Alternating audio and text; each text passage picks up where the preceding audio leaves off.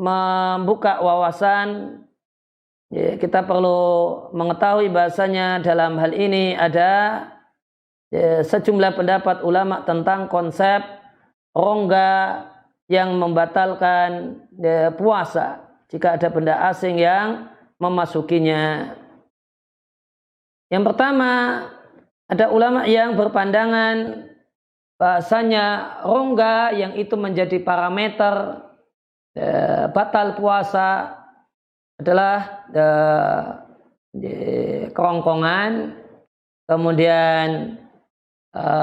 lambung, kemudian otak, atau rongga tempurung kepala yang itu diisi oleh otak.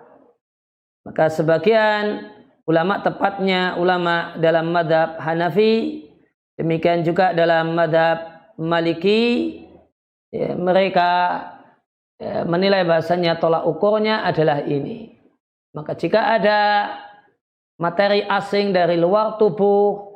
kemudian masuk dan sampai ke sini, ke kerongkongan, kemudian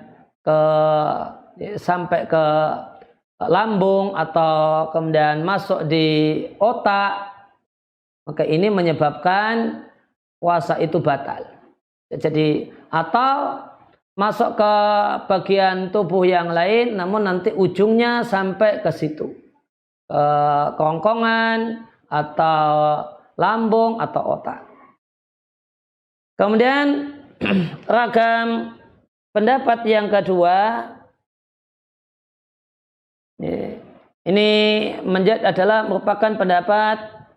para ulama yang berafiliasi pada mazhab Syafi'i, yang berpandangan bahwasanya yang dimaksud dengan rongga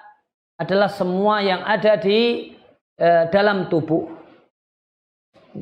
Semua rongga yang ada di dalam tubuh manusia.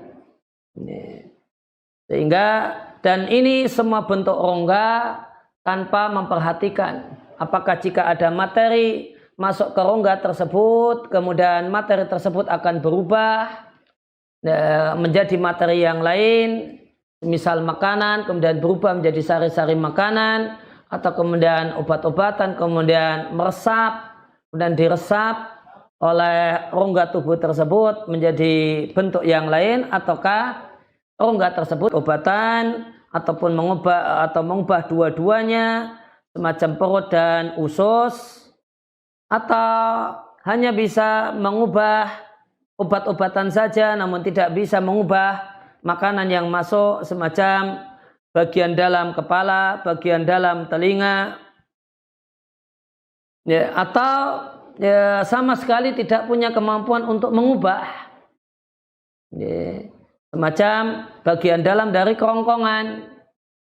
Maka asalkan dia adalah rongga yang ada di dalam tubuh, kemudian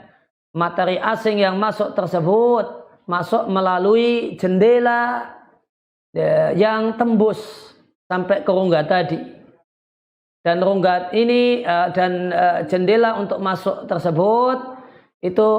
adalah jendela yang tembus, baik dia adalah jendela alami, memang asli bawaan dari normalnya manusia itu demikian, semacam dari telinga atau kemudian dari hidung atau kemudian dari mulut atau kemudian dari anus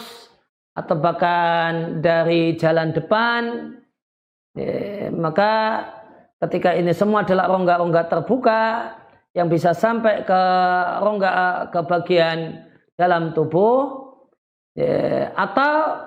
rongga atau kemudian jalan atau jendela yang untuk masuk tersebut tidak harus alami namun buatan, semacam luka di kepala atau luka di perut, maka ini adalah rongga yang menurut para ulama dengan afiliasi mazhab Syafi'i menilai dia sebagai parameter batal puasa ketika ada benda asing yang masuk ke situ. Sehingga dari parameter rongga ini Maka jika ada sesuatu yang dimasukkan ke dubur, suntikan ke dubur, atau ada obat yaitu obat tetes ditujukan kepada kemaluan perempuan misalnya, maka dan yang lainnya dan yang semisal dengan itu, maka ini dinilai sebagai salah satu pembatal puasa.